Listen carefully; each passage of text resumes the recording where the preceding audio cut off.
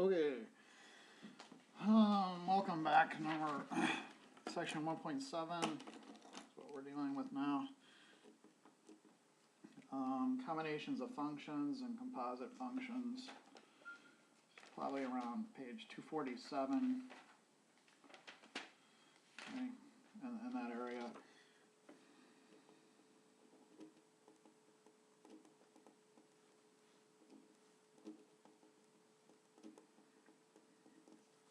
And one issue that's going to come up a lot here is the domain. And it could be kind of tricky to figure it out, but not as tricky as the range. Usually the range is a little more difficult, and there's not a lot of kind of codified processes for determining it floating about out there. What is the domain? The domain is the largest set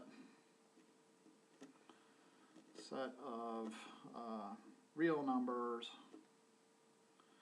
such that your function is, its output is real, such that f of x is also real. So where do you usually come across this?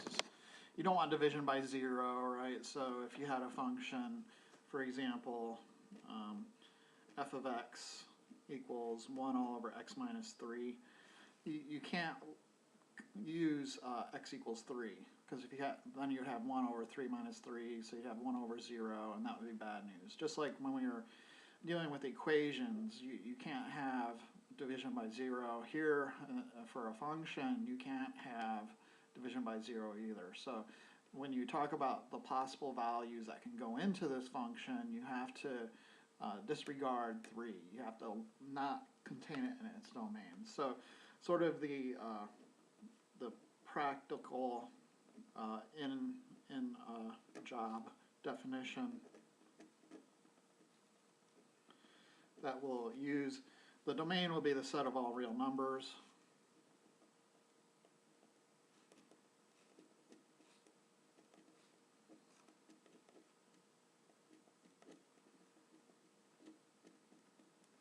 Except, first off, numbers that cause division by 0. So I'll just symbolize that as c over 0. And then secondly, numbers that result in negatives and even-powered roots. Okay? So we'll write it like that. Okay, so this is a little c variable over 0. Can't have this, can't have that. Okay. Okay, so let's dive in here and take a look. First off, we have g of x equals 2 all over x plus 5. So where's the issue?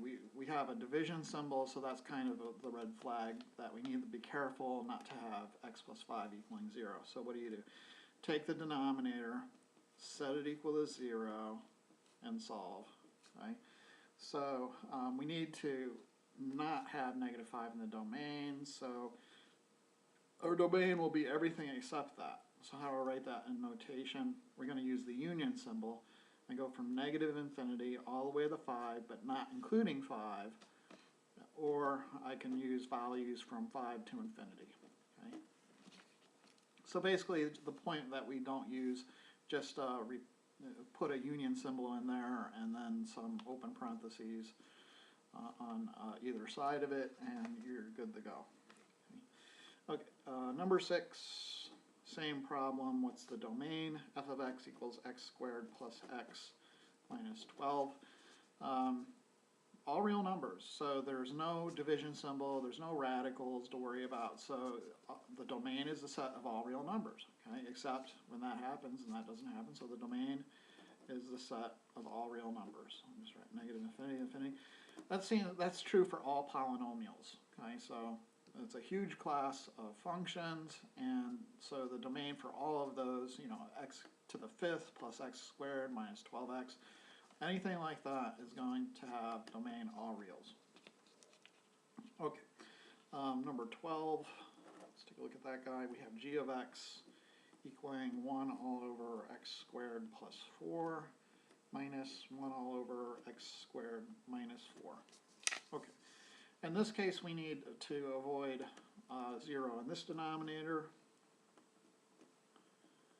And of course, this will never equal 0 because x squared is going to be greater than or equal to 0. And if you add that to a number like 4, that's going to be greater than 0. Okay, it's going to be 4 plus something. Okay, so it'll never equal 0, and we don't have to worry about that denominator. This guy, on the other hand, we do have some issues, right? So if you set that equal to 0, it's quadratic. X minus 2x plus 2 is 0. So we have x equals 2 or x equals negative 2. And we'll have to throw those out of our domain. We can't use those. Okay? So for our domain, our interval notation for number 12, I need to go up to negative 2. So negative infinity to negative 2. Then we're unioning it with negative 2 to 2. Okay? So there's a couple holes in our domain. And then 2 to infinity. And that would be it. Okay, so these are kind of some what they would consider maybe easier examples. Let's look at one that's more complicated. And this is, you kind of have to look on a microscopic level and then a macroscopic level in order to get the idea. So there's two issues with this problem. First off, the first issue is from this part of it. Okay? So from here, we need to ensure that the denominator is not 0. Okay? We need to say that, okay, I cannot let x equal 0, because if I did, in this mini universe here, you would have division by 0. Okay? Then you look on a more macroscopic level. So you take it up a level of dimension, and here also has an issue, right? We cannot have that entire thing equaling 0. We can't have 4 over x minus 1 equaling 0. So this would be like the second sort of issue. Okay? Solving this equation for x, we have 4 over x equals 1. We could cross multiply, and what do we get? Just multiply both sides by x, sorry. And you would get x equals 4. Okay? So those are our two restrictions. And so you kind of zoom in and then you zoom out and you see what's wrong with the problem or where the issues might be, and that tells you your domain. So the domain in this case, we're going from negative infinity to 0, and then union that with 0 to 4, and then you may, oh my God, and then you're going from 4 to infinity. Okay, so these problems have been the ones with division, the division issue. Now we want to look at some with the square root issue. So number 18, we have the function f of x equaling square root of x plus 2. Okay. I need to make sure that x plus 2 is greater than or equal to 0. I mean, you can still put a 0 in a radical. The square root of 0 is just 0. Okay? You can still do that, but you can't have a negative in there. Okay? So that's kind of what my notation back here meant. Square root of a negative. You can't. That's bad. Okay. So we need to make sure that this is greater than or equal to 0. So I need my domain to be x greater than or equal to negative 2. So in interval notation, the domain negative infinity. Whoops. Negative 2 to infinity. So if there's a little line underneath your inequality, you need to use a closed bracket. Okay, so number 20, we have g of x equal to 1 all over the square root of x plus 2. This has two issues now, right? So it has the fraction bar and it has the radical. So we need to watch for two things. Firstly, we need to make sure that this denominator is not equal to 0. So find out where it is equal to 0, right? So square both sides. It's a radical equation. I'm squaring both sides. Okay. Solving. And it seems I can't have x equaling negative 2. Okay. The second issue then is I need to have the guts of the radical just like up here, I mean, it's the exact same deal. I need to have that greater than or equal to 0. Okay, so in other words, I need x greater than or equal to -2. Now, with a composition, you need to think in terms of intersections. Okay, so I need only values x greater than or equal to -2, but also, and I need x not equaling -2. So how is that going to work? Well, at the end of the day, you're going to go all of these numbers, but then exclude this one. So instead of using a bracket, you're just going to use an open parentheses and go from -2 to infinity. Okay, so visually on the number line, this x greater than or equal to -2 is like this, right? It's -2 is here, and it goes all the way up. But this is telling me I have to use an open parentheses on -2. Okay? You can't use a closed bracket. You can't include it, because if you did include it, this denominator would be 0. Okay? So you have to take into consideration both of these factors and then use that information to make your conclusion on your domain. Okay, let's keep moving. So even more complicated looking things.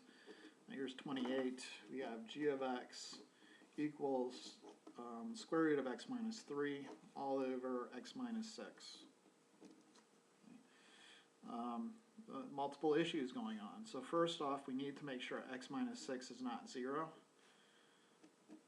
Okay, so x cannot be 6. And then secondly, I need to make sure that the insides of the square root are greater than or equal to 0. Okay. So in this case, it would be x greater than or equal to 3. Okay.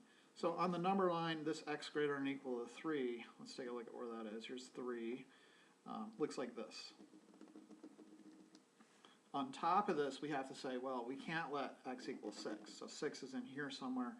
I'm going to have to sort of put an open dot. So there's a hole in your domain at that point. So to write the domain, we're going to go from 3 to the hole, and the hole is at 6, and then union it with 6 to infinity. Okay? Okay. The algebra of functions. So these are kind of taking more than one function and making a new function out of it. And then, again, we're going to worry about domain issues. Okay, so algebra of functions. And we have some new notation. So f plus g, it's simple, though. We can always rewrite these things in more familiar forms. So f plus g of x is the same as f of x plus g of x. And it's plus or minus, right? So let's just cheat a little and put a plus or minus there. We also have products of functions. So f times g of x is the same as taking f of x and multiplying it by g of x. Thirdly, the quotient f divided by g of x is the same as taking f of x and dividing it out by g of x. I think I wrote a q there, I meant to write a g. Okay, one issue on this last guy, we need to make sure g of x is not 0. And the issue about the domain will be the intersection of the two functions, okay, prior to simplification. So sometimes when you multiply or maybe divide out things, you'll lose some of the information of the original product or quotient. Okay, so you need to make sure that you're figuring out the domain before there's this simplification going on. So anyways, the domain will be the intersection of the domain of f with the domain of your g function. So big D for domain, and then our intersection symbol, big D for domain again. Little g means it's the domain of g. Okay, so let's look at a simple one first. This is problem 34. New piece of paper here, 34. We have f of x equal to x minus 6. We have g of x equal to 5x squared. and we want to take a look at f plus g of x, form it, simplify it, and then tell me the domain.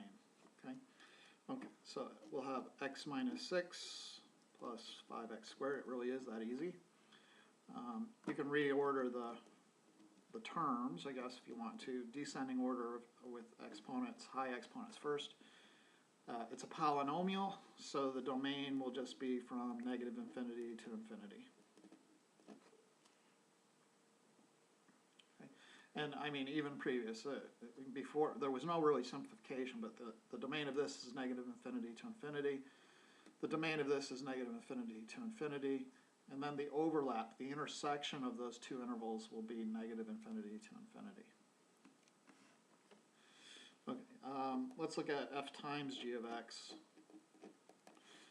So in this case, it'll be x minus 6 times 5x squared. We can simplify it a bit. So it'll be 5x cubed minus 30x squared. And again, the domain, just from previous, it's negative infinity to infinity. There's no real issues there. The only time there's going to be an extra issue is when you have division. Okay? So the domain of f plus g, f minus g, f times g should all be the same. It's this guy that may be a troublemaker because you can't have g of x being 0. So let's take a look. We have x minus 6 all over 5x squared. Okay. I can't let g of x equal 0, so you can't have 5x squared equaling 0. Solving this is a quadratic. X squared is 0, divide both sides by 5. And then take the square root of both sides. X is plus or minus 0, but that's just 0. So we can't have x equaling 0. So the domain in this case then will change. So it would go negative infinity to 0, union with 0 to infinity. Fine. Let's look at a harder example then. This time each function itself is a rational function. So this is 44. We have f of x equaling 3x plus 1 all over x squared minus 25. G of x is equal to 2x minus 4 all over x squared minus 25. It may be a good idea just at the beginning to get the sort of domain out of the way. What's the intersection of the domain of these two things? Well, the domain for f of x is all real numbers except plus and minus 5. If you set x, the denominator, equal to 0, it's a quadratic. So you get x minus 5, x plus 5 is 0. X minus 5, add 5 to both sides, you get x is 5, or you get x is negative 5. Okay. So the domain of f is negative infinity to negative 5, union with negative 5 to 5, union with 5 to infinity. And of course that's exactly the same as the domain of G.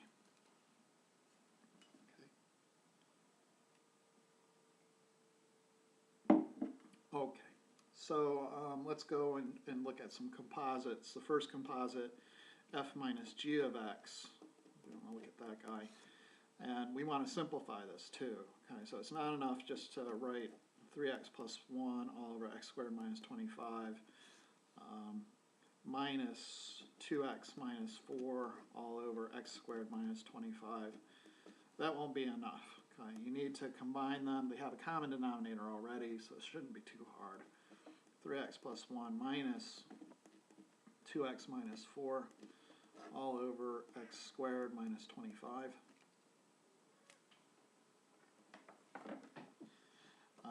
Distribute the negative here, so we'll have 3x plus 1 minus 2x plus 4 all over x squared minus 25. Combine like terms, so 3x minus 2x is 1x, 4 plus 1 is 5. Okay. We'll get a simplification out of it, x plus 5. X squared minus 25 is x minus 5, x plus 5. And so at the end I get 1 over x minus 5. Okay.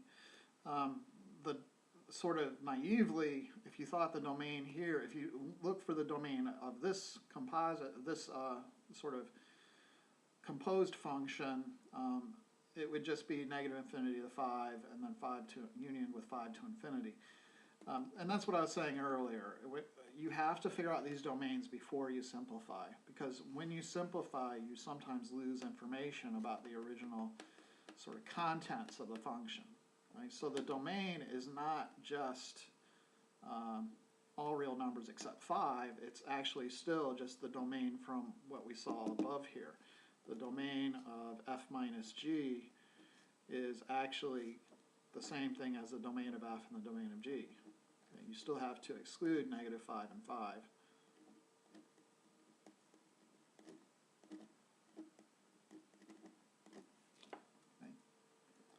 Okay, let's look at a quotient, the quotient version of this, see what that's like. And what we have is the division of these two fractions. So we have a complex fraction.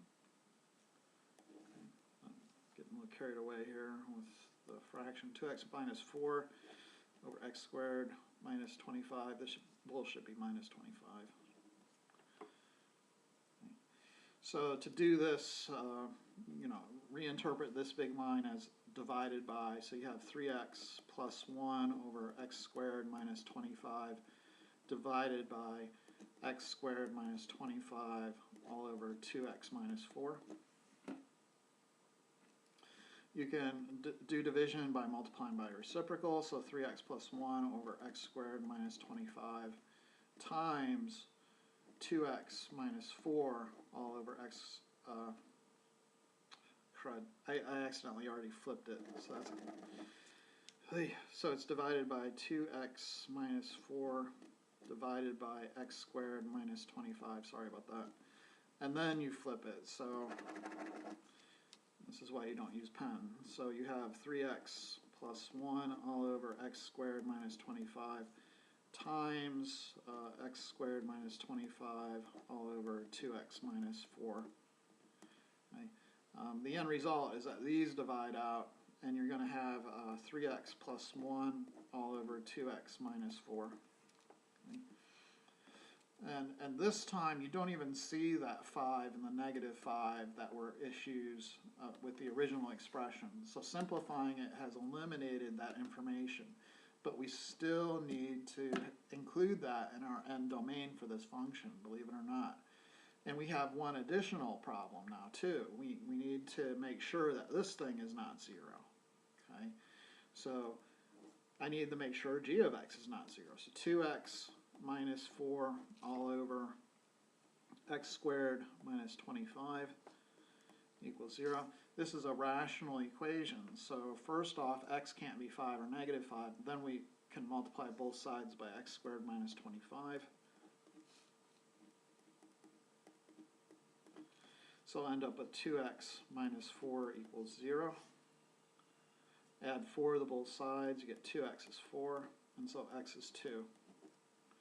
Okay, so we have one additional restriction on our domain. X can't be 2. So this one, the domain of f divided by g, is going to go from negative infinity to negative 5. Union that with negative 5 to 2. Union that with 2 to 5. Union that with 5 to infinity. So for f divided by g of x, for this f over g of x, the domain is going to be it's still just the intersection of d and f, or g and the domain of g and the domain of f, but then you have to also subtract away the place where g of x equals 0. Okay. Okay. So so that one's pretty rough. let's take a look at this, maybe one with a radical, some radical type problems. So this is number 50. We have f of x is square root of x minus 5. G of x is square root of 5 minus x. Okay. So f plus g of x is just the sum of these two radical expressions. So we have the square root of x minus 5 plus the square root of 5 minus x. But go ahead and get the domain. So I guess we should have started there, but the domain of f, we need x minus 5 to be greater than or equal to 0, because again, you can't have a negative in the radical. So I need x to be greater than or equal to 5, and I need 5 minus x to be greater than or equal to 0. So I need x to be less than or equal to, let me write that out. So I'm adding x to both sides, so 5 greater than or equal to x. So x less than or equal to 5. Yeah, that's some craziness, right? So let's see what happens if we plot those two intervals. So here's 5, here's 5. The first one says greater than or equal to 5. The second one says less than or equal to 5. We're looking for the intersection. So the intersection you can think of as the overlap. And the only place these guys overlap is right at 5. Okay? So there's only one value in the domain of this function.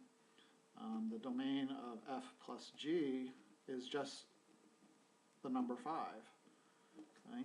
It's the only thing that's going to work in that function. So that's a bit weird. Okay? 48, let's take a look at that guy. F of x is square root of x plus 6. G of x is square root of x minus 3. Let's look at f plus g of x again, that sort of deal. In this case, we'll have square root x plus 6 plus square root x minus 3. You can't simplify this, so if you're looking for a magical way to combine these two, it's not going to work. Let's get the domain. So the domain of f is going to be all real numbers such that the thing is greater than or equal to negative 6. And then the domain of g, x needs to be greater than or equal to 3. And then let's get the sort of overlap here. So we have negative 6 and then 3. So the first one says it needs to be greater than negative 6. The second one is saying it needs to be greater than 3. So the overlap of those two intervals for the domain of f plus g, the intersection of those two intervals will just be the interval from 3 to infinity. Let's look at a product of these guys. Okay, so just note that this thing right here that we just found is the intersection of the domains. Domain of f, domain of g is 3 to infinity. Okay, so why do I care? It's because once we go to our other sort of compositions, like f times g of x, in this case it will have the same exact domain as this. So kind of our work is kind of already done in that regards. Obviously, if you have division, you have a little bit extra work, but okay, let's try this. F times g of x, and this is another one when you know, you may have something simplifying and losing information. Well, I guess we don't really have any nice simplification here. It's just going to be a matter of foiling. So remember the square root property. If you have this, the product of square roots is equal to the square root of the product. So we'll have x squared minus 3x plus 6x is plus 3x, and then minus 18. Okay, and again, the domain is just the same as the previous domain, 3 to infinity.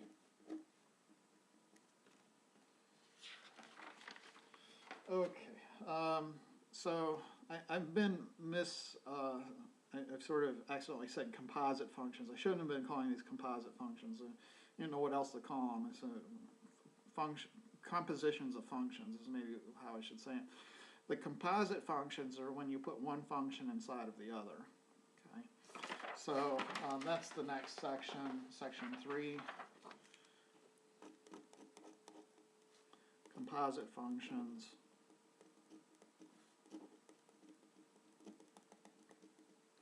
And so they look like this. Our notation, f dot g of x. But really, it's just literally taking g of x and putting inside of f of x. Okay? The domain is kind of weird. First, you have to make sure that x works in g of x. So you think about the domain of g of x.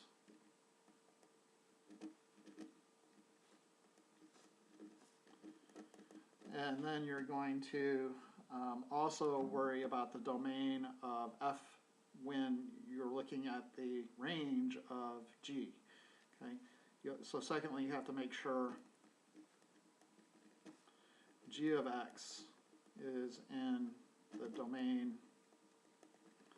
of f of x. Okay. So it's a little awkward at first, but it's not too bad once you get your hands dirty. Let's look at example 5. So we have the composition of a linear function and then a quadratic.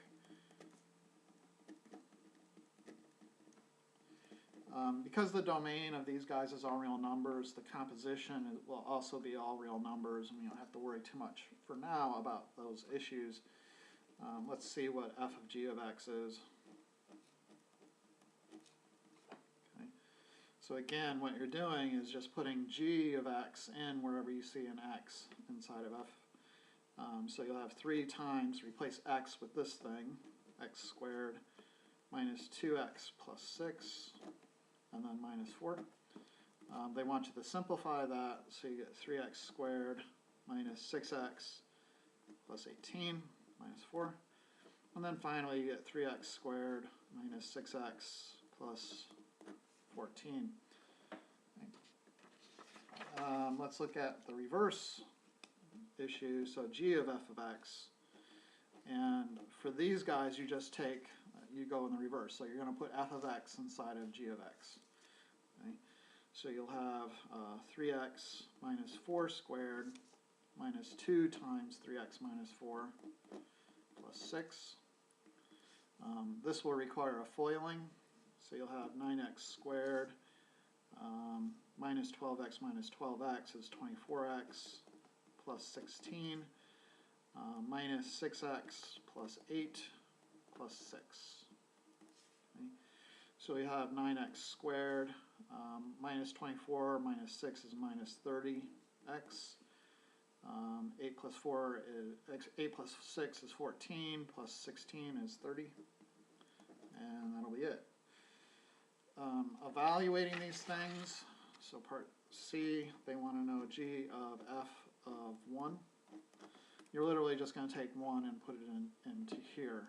Okay, so you'll end up with 9 times 1 minus 30 times 1 plus 30, which is, of course, just 9. Okay, so you can use the final form to do your evaluations. It's kind of the moral of that story. Let's look at one where there's domain issues going on. So this is 68. We have f of x equal to 5 over x plus 4. And then we have g of x equal to 1 over x. So part A, just figure out what is the composition of these two guys. And so you're literally now putting 1 over x in for x. So you have 5 all over 1 over x plus 4. We want to simplify that, so we don't like these complex fractions with 1 over 1 over 1 over 1 over, no. So we're going to multiply top and bottom by x. You end up with 5 times x all over 1 over x plus 4 times x. Okay. So you have 5x all over, and we need to distribute. So x times 1 over x is 1, plus 4 times x is x. Okay, if you were just looking at this thing, you would probably think the domain, just looking at the final simplified version, you would maybe think the domain, so I'll put domain question mark, is 1 plus 4x equals, so I think it's negative 1/4, right? You have to omit that. You can't use negative 1/4. Okay, but you would be wrong. Okay, this isn't right. You have to consider the original composition function, and there's two things to consider. First, you need to make sure that g of x is defined. So you need to make sure that this thing works, and it won't work when x is 0. Okay, so first, what is the domain of g of x? Well, it's all real numbers except for where there's division by 0 in this case. So it's negative infinity to 0 union with 0 to infinity. In other words, x cannot be 0. Secondly, then, we need to make sure that f of x is in order. So for f of x, I need to make sure that this thing is not equal to 0. Okay, g of x, I need to make sure g of x plus this is not equal to 0.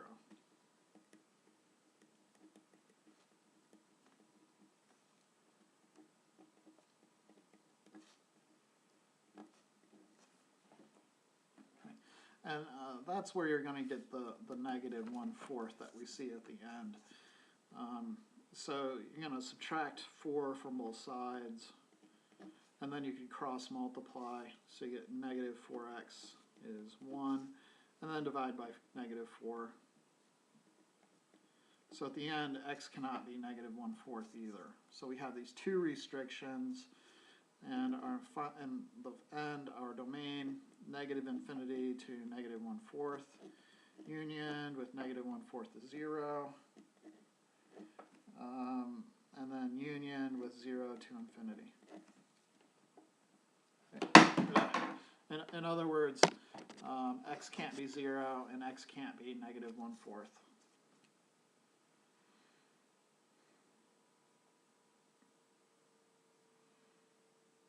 Okay. Okay, so there's those two issues you have to concern yourself with whenever you do these compositions. Okay, let's look at another. This is 72 now. And this time we have a radical involved. So f of x is square root x, and g of x is x minus 3. Of course, whenever you have a radical, you're worried about negatives in that radical. So part A, f of g of x first. So I'm putting g of x inside of f of x, make the square root of x minus 3. Okay, and then we look at the bits and pieces in order to figure out the domain. So the domain, first, g of x's domain is all real numbers. You can put anything into this function, it's going to work. So we're safe there. There's nothing to worry about. And then secondly, we need to make sure